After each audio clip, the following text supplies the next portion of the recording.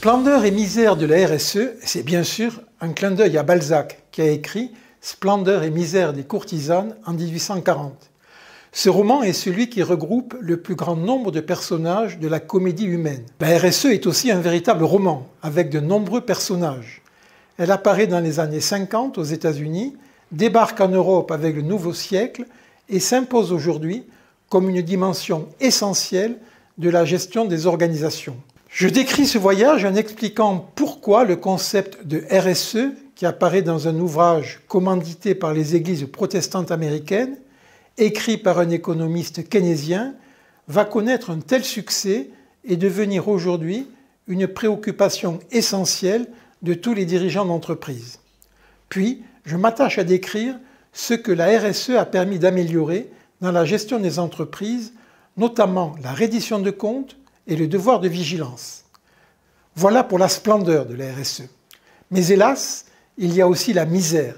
Ce sont les promesses non tenues de la RSE concernant ces deux piliers que sont le pilier social et le pilier environnemental, ce que nous verrons dans une seconde capsule. La RSE met un demi-siècle pour traverser l'Atlantique. Dans sa version initiale, il s'agit d'une intuition de Howard Bowen qui demande aux dirigeants d'aller plus loin que les exigences légales et de faire en sorte que leurs entreprises soient en accord avec les us et coutumes, les idées, les idéaux des sociétés qui les accueillent. Il comprend que pour cela, les dirigeants devront être mieux formés en sciences sociales et disposer d'outils de gestion nouveaux, tels que l'audit social. Cette idée assez simple va cependant soulever beaucoup d'objections, car certains, notamment les économistes libéraux de Chicago, avec à leur tête un prix Nobel, Milton Friedman, vont objecter que les dirigeants ne doivent avoir qu'un objectif, maximiser le profit, et que s'occuper d'autres sujets tels que le social ou l'environnement ne peut que nuire aux intérêts des actionnaires. Cette objection ne disparaîtra jamais, mais elle ne va pas empêcher le concept de RSE de faire son chemin.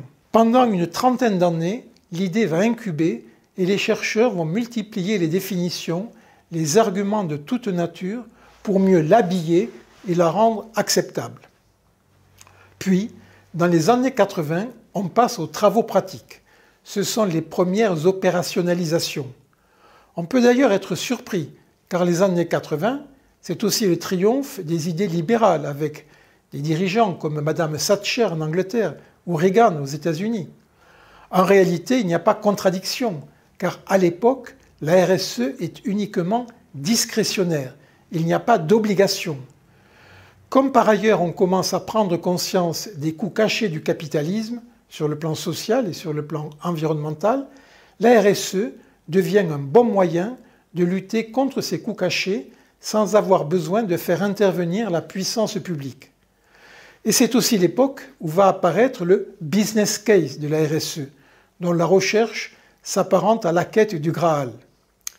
Le business case de la RSE consiste à chercher quels programmes sociaux ou environnementaux peuvent être financièrement rentables. Ainsi, on fait d'une pierre deux coups. On fait à la fois de la RSE et du profit. Et l'attaque des libéraux tombe d'elle-même. Sauf que Milton Friedman avait prévu le coup et il avait dit « Si vous faites du profit, ce n'est pas de la RSE, c'est simplement de la bonne gestion ». Ce fameux business case fera couler beaucoup d'encre et comme le Graal, on le cherche toujours.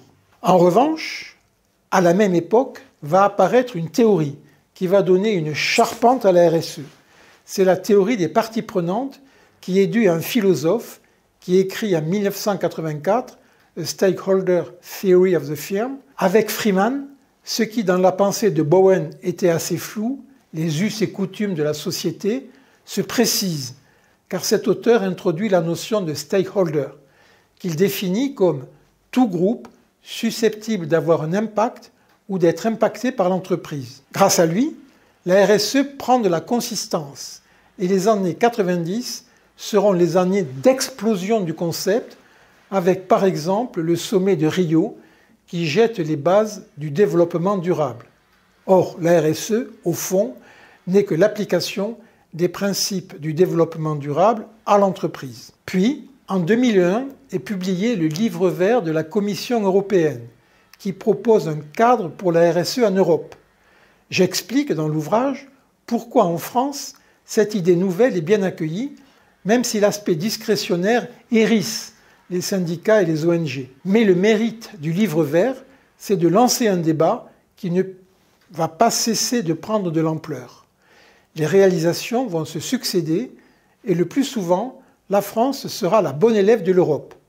Par exemple, en 2001, l'une des dernières lois du gouvernement Jospin consiste à rendre obligatoire une reddition de comptes en matière de RSE sous la forme d'une quarantaine d'indicateurs que doivent calculer toutes les sociétés cotées sur les marchés financiers. Depuis, cette obligation a beaucoup évolué, notamment à l'initiative de l'Europe. Un autre exemple est fourni par le devoir de vigilance, dont l'idée consiste à essayer d'éviter que les entreprises de plus en plus surveillées concernant la mise en œuvre de la RSE ne soient tentées d'exporter de mauvaises pratiques soit dans leurs filiales à l'étranger ou chez leurs fournisseurs établis dans des pays moins regardants. Sur ce sujet également, la France fait œuvre de pionnier et l'Europe prend le relais avec des directives parfois plus exigeantes. Pour moi, ces deux exemples sont emblématiques des splendeurs de la RSE, car ils ont apporté de réelles améliorations dans la gestion des entreprises. Mais force est de constater qu'en dépit de quelques succès, les entreprises n'ont pas résolu les grands problèmes du monde, ce que nous verrons dans les misères de la RSE.